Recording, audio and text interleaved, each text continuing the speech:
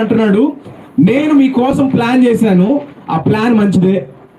ఇప్పుడు 2024, ఇప్పుడు 25, 26, 30, 40 ఎన్ని సంవత్సరాలైనా కూడా రాబో కాలమందు మీకోసము నేను ఉద్దేశించినవి నాకు తెలుసు, అవి మంచివే.